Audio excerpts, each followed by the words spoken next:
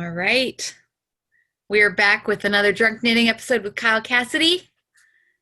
Hey, Show us what you've been doing. You messaged and said you had a couple little issues. yeah, I have a White Russian made with strange brew coffee. Nice. I have a wine on ice because I'm classy. Whoa. Um, Actually, it's because I've gone so overboard on cooking that our fridge is full and I cannot fit a bottle of wine in the fridge anymore. So we have to ice it. so I've been knitting away on the scarf. I have some specific questions. Um, One of which is I thought, that now this is my second thing.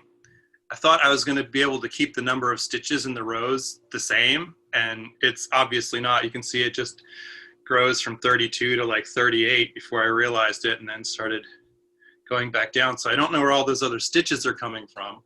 And So are they happening on the rows where you have those holes in them? I have no idea. I have no idea.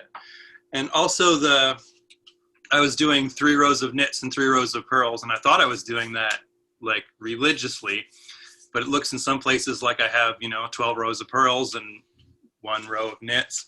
So I took some photos. If I can share my screen with you, I will show you what everything looks like.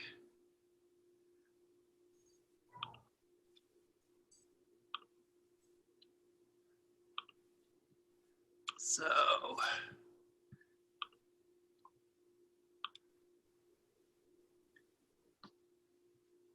let's see if I can do this full screen. Yeah, so this is what it looks like when you stretch it out. And it's kind of a wreck. I mean, I wouldn't call it a wreck, but Not quite a scarf. I can see, so the holes to me really look like unintentional yarn overs. Okay. And so that one just looks like a regular yarn over. There are a couple that almost look like you went from knit to purl midway through a row, Maybe. which would cause a yarn over, Okay. or vice versa, purl to knit. So I'm thinking that's what the holes are, and that could also cause an increase in your stitches. Like right there, it looks like a knit to purl transition midway through a row. Hmm. And Like I mean, I'm not an expert at fixing mistakes, but that would be my guess. Somebody else might chime in on the comments and say it's something else, but that's what it looks like to me. so I was knitting along and then went up and got another White Russian and started Like, purling the rest of the row. yeah, like maybe set your knitting down and kind of messed up halfway through. It happens. Possibly. And here's more of those holes. Mm-hmm. The holes look like yarn overs. So what's a yarn over then? So a yarn over is an increase that you do in lace a lot, and it makes a hole intentionally, but it adds a stitch to your row. So this is a lace scarf. It is kind of a lace scarf.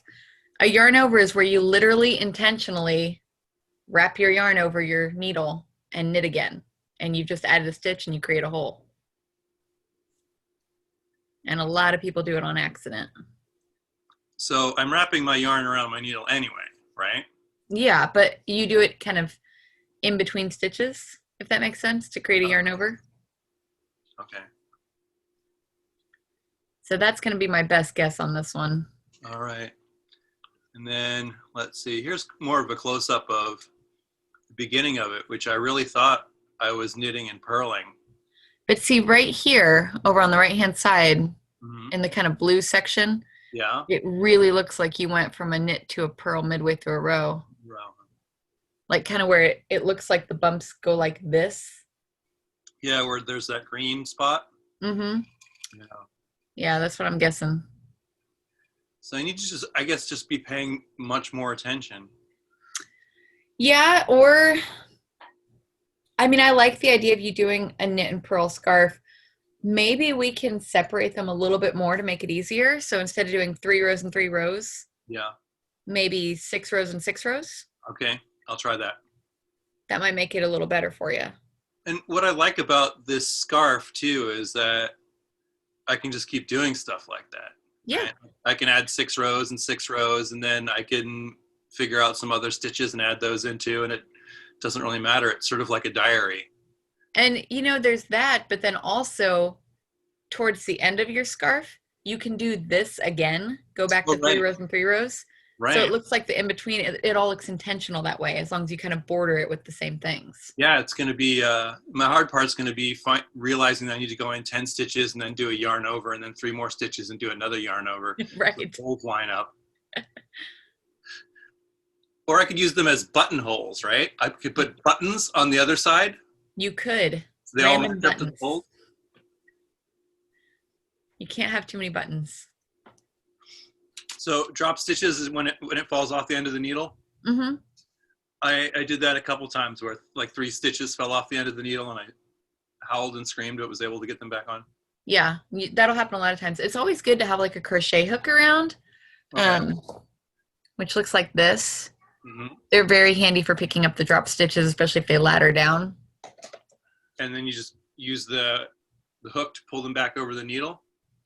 Not just to pull them over the needle, but if they drop more than 1 row.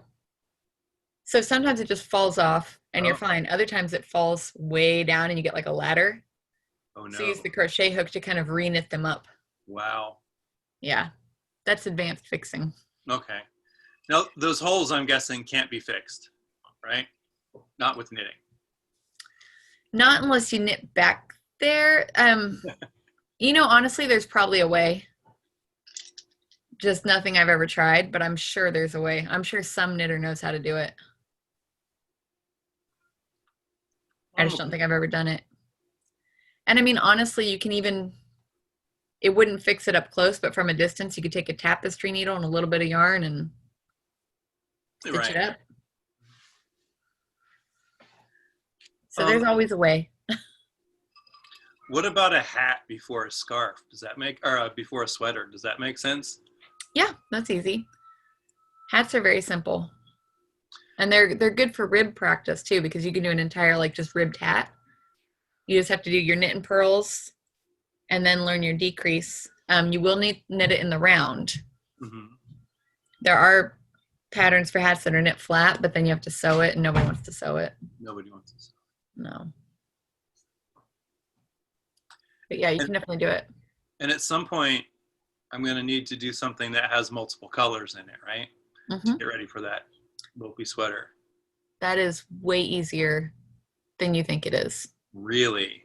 Mm-hmm. Because that looks super hard. I was looking at some of the pictures that we did in Iceland of you demonstrating that with all the fingers extended and all the bits of yarn on there. So that's the thing I think I'm probably most intimidated by. It's very easy. All right. Well, I like that you're demystifying that. That's what I'm here for. I'm super excited with how much you've done, though. I mean, this is a lot. It's getting there. Yeah. Are you finding it soothing yet?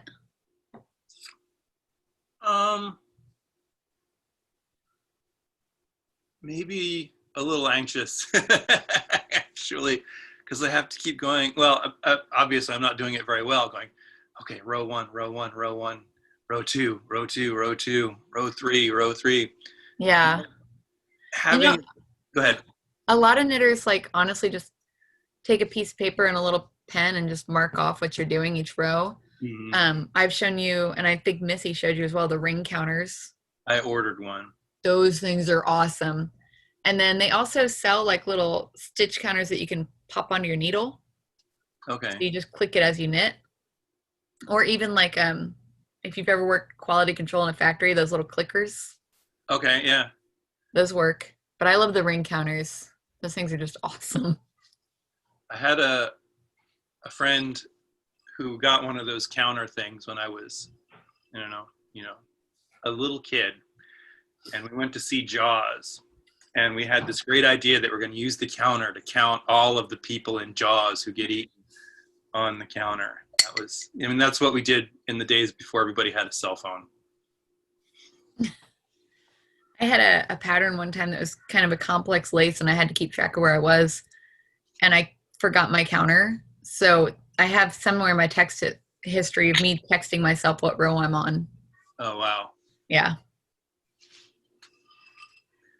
So I've been, obviously thinking about needles now too, because I Mm-hmm. have this set of, I think they're number nines, Yeah. 5.5s that you gave me. And I have three different camera systems because I couldn't decide what I wanted. So I have, three types of each lens and three types of all this other thing. And I was like, with the needles, I want to do this right and get the right stuff the first time so I don't have a cabinet full of three different systems. Not going to work out for you, Kyle. So I should just impulse buy everything I see? I mean, that's what I do.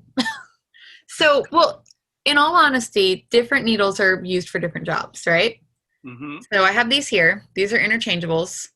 And these are I'm gonna all, stop the screen share, yeah. and that way we can put you back on full screen here. Okay. So if you're showing me, Yeah. Oh, these are a little dusty. So I've got the interchangeable needles, right? And these are metal. Okay. mm-hmm. Metal is good for a lot of projects, but it can be slippery. So if you're doing very fine lace work, a lot of people won't recommend metal. They'll say bamboo. I've got some that are acrylic. Acrylic's not my favorite. Okay.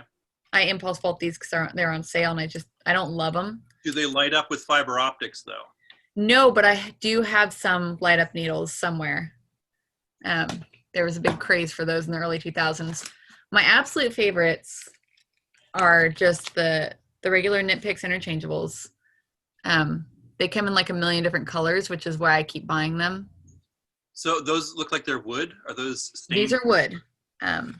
This is the majestic wood, I think. So you can get like wood, bamboo. They sell different types of wooden needles. Bamboo tends to be a little bit fragile. Mm-hmm. So when you get in like the really, let me see if I have it set here.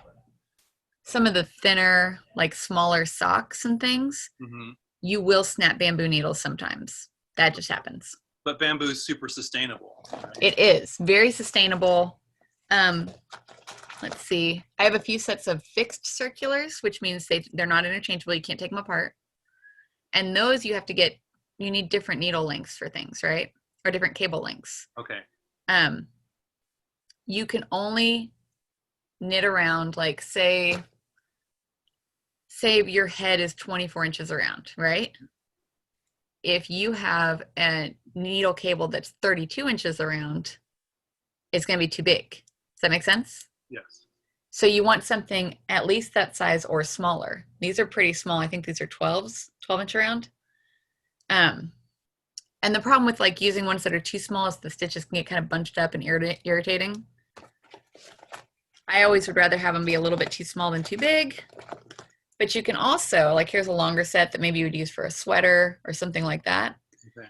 If it is too big, you can always do what I'm known to do with socks and stuff, where you kind of pull it through while you're working around and make it smaller. You pull this little loop out. And then your straight needles, of course, are good for scarves and things like that. So and then you're going to get into what's called double pointed needles. So you'll need those too. So when you do a hat, you're going to get a point where, say your head's 24 inches here. It's not 24 inches here. So how are you going to make it smaller? You switch to DPNs or double pointed needles. They look intimidating. They're very easy. You use these to still knit in the round, but you don't have the stopper that you do on straight needles. So you go to here and then you turn, and you go to here and then you turn. It sounds very complicated. It sounds complicated, and I was so scared of them. And then once I did it, I was like, oh, that's easy. Like I worked myself up to be really freaked out by them, and it was the easiest thing. So I'm going to do that if I do a hat. Yes. Hat or gloves. You want to use double pointed needles for gloves or socks. Anything with like a small circumference, basically. So is a hat easier than a sweater? Yeah. Well, just because there's less of it. Okay. And a sweater does have a lot more shaping, like when you get to the arms and the neck. There's going to be some shaping involved, like to build up the back and have your shoulder, like depending on what kind of shoulder you do. So yeah, a hat's very easy. And it's a good like intro to certain things, especially an intro to decreasing. All right. I've got some easy hat patterns I'll share with you. I wonder if I have any, looking around to see what I have here. How difficult are the hats in the Lopa Pezza book? Not too difficult, but it has that stranded color work. So that might be a little much for the first hat. Another thing, fingerless gloves are always really good. They're very simple. They're knit in the round just like a hat is. You have that little buttonhole. So that's an option too. I can do my my dropped stitches. You can. Well, you don't drop stitches for this. You bind off and then cast on. Okay. But yeah, so I would say hats or gloves at first. Oh, here's one. Here's a very basic ribbed beanie. Okay. Super easy. Really? It looks very complicated. No, I think this is just a 2x2 knit and purl. So you knit 2, purl 2 all the way around. It makes it stretchy. And then when you get up to the crown, you start decreasing, and that's when you'd have to switch to your double pointed needles.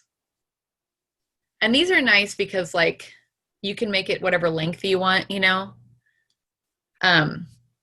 This is where reading gauge and things like that matters, because if you're like me and you have kind of a larger than normal head, a lot of times hat patterns, I have to adjust them to make them bigger.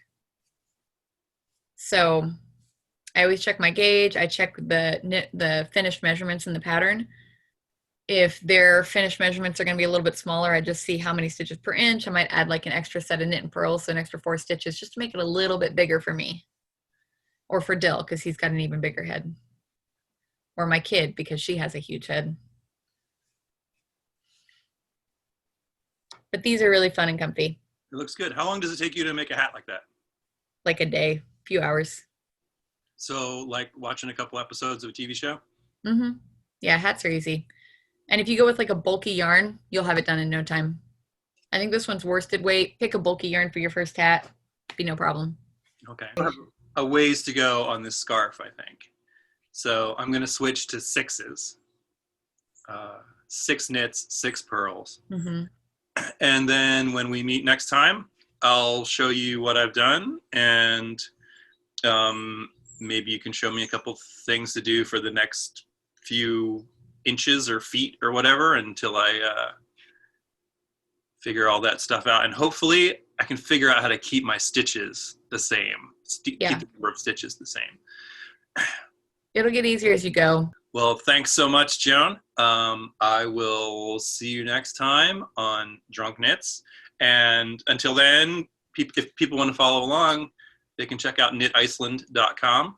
We're going to Iceland now, hopefully in April. And I'm going to knit a Lopa Pezza sweater while we're there. All right. We'll see you later, Kyle. Thanks. Bye.